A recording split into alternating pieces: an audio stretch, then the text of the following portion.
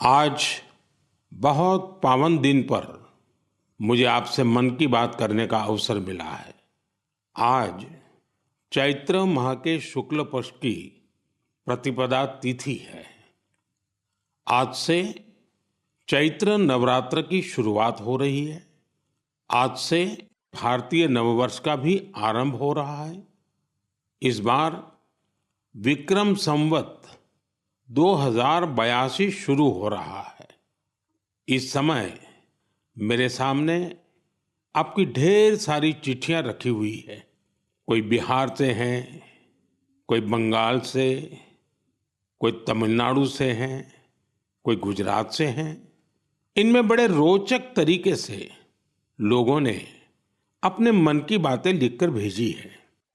कई सारी चिट्ठियों में शुभकामनाएं भी हैं, बधाई संदेश भी हैं, लेकिन आज मेरा मन करता है कुछ संदेशों को आपको सुनाऊं।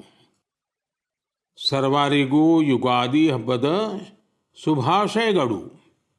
अगला संदेश है अंदरी की उगादि शुभाकांक्षलु। अब एक और चिट्ठी में लिखा है संवसार पाड़व्यार्ची परबी। अगले संदेश में लिखा गया है गुड़ी पाड़वा निमित्त हार्दिक शुभेच्छा। हमारे एक साथी ने लिखा है एल्लावरक्कुम विशु आशम शगल। एक और संदेश है इनिये पुथांडु नल्लवाल थुक्कल। साथियों, आप ये तो समझ गए होंगे कि अलग अलग भाषाओं में भेजे गए संदेश हैं, लेकिन क्या आप इसकी वजह जानते हैं? यही तो वो खास बात है जो आज मुझे आपसे साझा करनी है।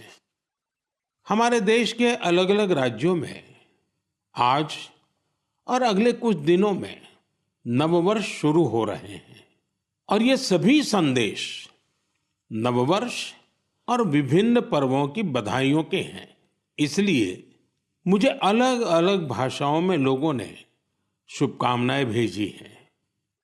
साथियों, आज कर्नाटका में, आंध्र प्रदेश, तेलंगाना में उगादि का पर्व बहुत धूमधाम से मनाया जा रहा है।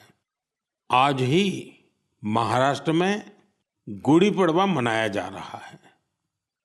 विविधता भरे हमारे देश में अलग अलग राज्यों में अगले कुछ दिन में असम में रोंगाली बिहू, बंगाल में पोइला बोईशाख, कश्मीर में नवरेह का उत्सव मनाया जाएगा। इसी तरह 13 से 15 अप्रैल के बीच देश के अलग अलग हिस्सों में त्योहारों की जबरदस्त धूम दिखेगी। इसे लेकर भी उत्साह का माहौल है और ईद का त्योहार तो आ ही रहा है। यानी ये पूरा महीना त्योहारों का है, पर्वों का है। मैं देश के लोगों को इन त्योहारों की बहुत बहुत बधाई देता हूं। हमारे ये त्योहार भले ही अलग अलग क्षेत्रों में हो, लेकिन ये दिखाते हैं कि भारत की विविधता में भी कैसे एकता पिरोई हुई है। इस एकता की भावना को हमें निरंतर मजबूत करते चलना है।